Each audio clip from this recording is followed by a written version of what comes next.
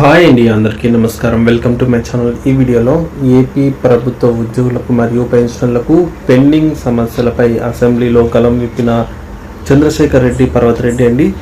So ఆయన independent శాసనమండలి సభ్యుడు అనమాట. మరి ఉద్యోగ పెన్షన్ సంబంధించి అసెంబ్లీలో ఏం చర్చ జరిగింది అనే పూర్తి వివరాలు ఈ వీడియోలో తెలుసుకుందాము. సో వీడియోని అయితే ఎక్కడ కానీ స్కిప్ చేయకుండా ఎండ్ వరకు చూసేటప్పుడు ఇన్ఫర్మేషన్ పూర్తిగా అర్థమవుతుంది. అలాగే వీడియో చూస్తున్న ప్రతి ఒక్కరు వీడియోకి అయితే లైక్ చేయండి ఫ్రెండ్స్. ఈ వీడియోని తోటి ఉద్యోగ పెన్షన్ మిత్రులతో అయితే షేర్ చేయండి.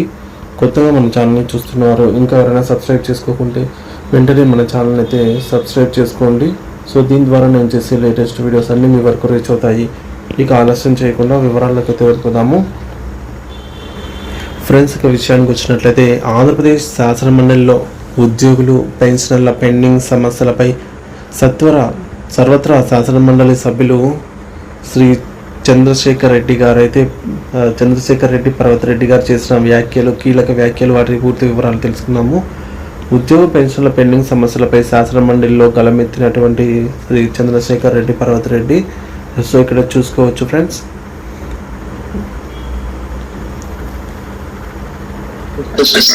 కూటమి ప్రభుత్వం ఎన్నికలకు ముందు ఇచ్చిన హామీ మేరకు ప్రభుత్వం ఏర్పాటు కాగానే మంచి ఐఆర్ని ఇస్తామని చెప్పారు అధ్యక్ష.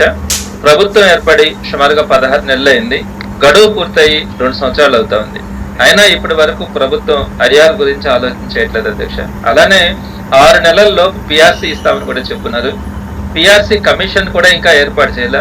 ఒకవేళ కనుక పిఆర్సీ కమిషన్ ఏర్పాటు చేస్తే అక్కడి నుంచి కూడా 1 సంవత్సరం కాలం పట్టే అవకాశం ఉంది. మరి పిఆర్సీని ఎప్పుడు ఇస్తారో కూడా ఎంప్లాయీస్ అంతా ఎదురు చూస్తా ఉన్నారు అధ్యక్ష. అలానే డిఏల విషయం కూడా దేశంలో ఎక్కడా కూడా లేనట్టుగా మన దేశంలో ఇప్పుడు మన రాష్ట్రంలో 4 డిఏలు పెండింగ్ లోకి వచ్చాయి అధ్యక్ష. 6 నెలలకు ఒకసారి ఇవ్వాల్సిన డిఏలు 16 నెలలైనా కూడా ఇవ్వలేదు కాబట్టి టోటల్ గా 4 డిఏలు పెండింగ్ లోకి వచ్చాయి అధ్యక్ష. అలానే పాత బకాయిలు కూడా చెల్లిస్తామని చెప్తున్నారు. కానీ పాత బకాయిలు తీర్చకపోగా కొత్త బకాయిలు కూడా సుమారుగా ఈ రోజుకి 30,000 కోట్లకి పాత బకాయిలు కూడా పెరిగిపోయినాయి అధ్యక్ష.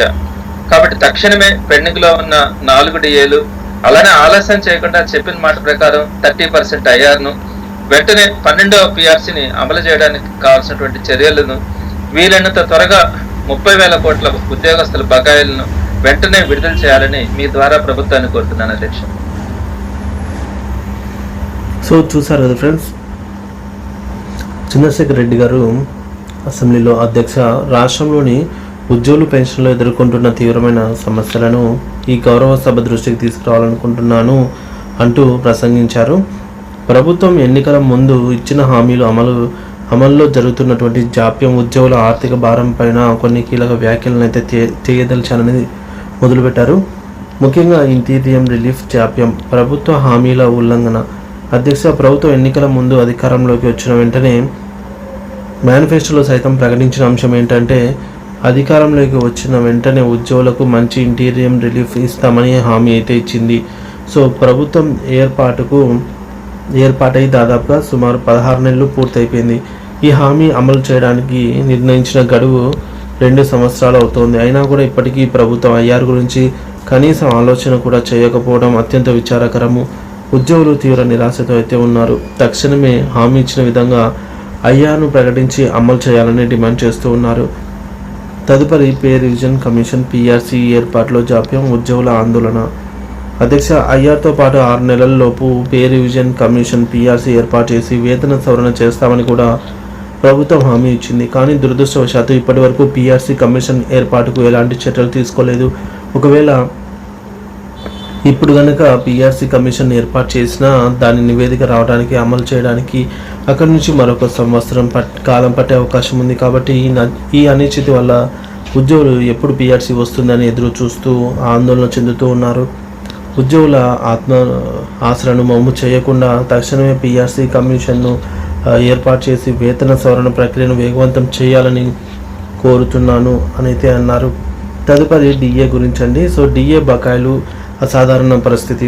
అధ్యక్ష, డిఎన్ఎస్ అలవెన్స్ డిఏల విషయంలో మన రాష్ట్రం దేశంలో ఎక్కడా లేని విధంగా ఒక విచిత్రమైన అసాధారణమైన పరిస్థితిని ఎదుర్కొంటోంది. ప్రతి 6 నెలలకు ఒకసారి చెల్లించాల్సిన 16 డిఏలను 16 నెలలు గడిచినా కూడా ఇవ్వకపోవడం దీనివల్ల మొత్తము 4 డిఏలు పెండింగ్లో అయితే పడ్డాయి. ఇది ఉద్యోగుల కొనుగోలు శక్తిని తగ్గిస్తుంది, వారి ఆర్థిక స్థితిని దెబ్బతీస్తుంది. ద్రవ్యోల్బణం పెరుగుతున్న ఈ తరుణంలో డిఏలు సకాలం చెల్లించకపోవడం వల్ల ఉద్యోగులు ఇబ్బందులు పడుతూ ఉన్నారు. సో వెంటనే పెండింగ్లో ఉన్న 4 డిఏలను విడుదల చేయాలని డిమాండ్ చేస్తున్నారని అయితే అన్నారు. ఇక పాత బకాయిల విషయానికి వస్తే ఉద్యోగుల ఆర్థిక భారం. అధ్యక్ష, పాత బకాయిలను కూడా చెల్లిస్తామని ప్రభుత్వం హామీ ఇచ్చింది. అయితే బకాయిలు చెల్లించకుండా సుమారుగా 30,000 కోట్ల రూపాయల మేర కొత్త బకాయిలు కూడా పేరుకుపోయాయి. సో పాత బకాయిలు తీరకపోగా కొత్త బకాయిలు పెరిగిపోవడం ఉద్యోగుల ఆర్థిక భారాన్ని మరింత పెంచుతోంది. మరి రిటైర్ అయిన పెన్షనర్లు తమ చివరి బకాయి కోసం ఎదురు చూస్తూ ఉన్నారు. ఇది మానవతా దృక్పథంతో చూడాల్సిన విషయం. ఉద్యోగుల శ్రమకు తగిన ప్రతిఫలం సకాలంలో అందటం వారి హక్కు. ఈ బకాయిలను చెల్లింపులలో జాప్యం వారిని మానసికంగా ఆర్థికంగా కృంగదీస్తోంది.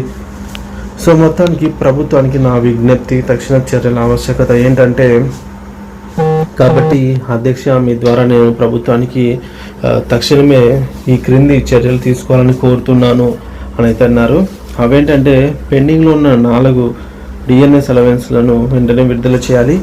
రెండవది, ఆలస్యం లేకుండా ఎన్నికల ప్రచారంలో హామీలో భాగంగా ఇచ్చినటువంటి ఐఆర్ 30% ఐఆర్ను వెంటనే అమలు చేయాలి. అలాగే మూడవ హామీ అయినటువంటి పే రివిజన్ కమిషన్ పిఆర్సీని వీలంత త్వరగా వేతన సవరణ ఏర్పాటు చేసి వేతన సవరణ ప్రక్రియను వేగవంతం చేయాలి. అలాగే ఉద్యోగులకు పెన్షనర్లకు పేరుకుపోయిన సుమారు 30,000 కోట్ల రూపాయల ఈ బకాయిలను తక్షణమే విడుదల చేయాలి అంటూ ప్రధానంగా ఈ డిమాండ్స్ అయితే చేయడం జరిగిందనమాట ప్రభుత్వానికి అసెంబ్లీ ద్వారా.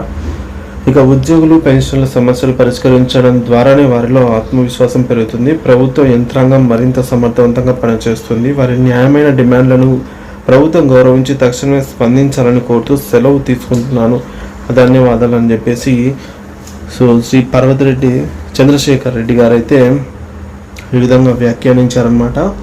సో మొత్తానికైతే ఉద్యోగులకు సంబంధించి గలం విప్పడం జరిగింది. సో వీడియోకి అయితే లైక్ చేయండి ఫ్రెండ్స్. ఇలాంటి ఇన్ఫర్మేటివ్ వీడియోస్ కోసం మన ఛానల్ అయితే సబ్స్క్రైబ్ చేసుకోండి. Thank you for watching this video.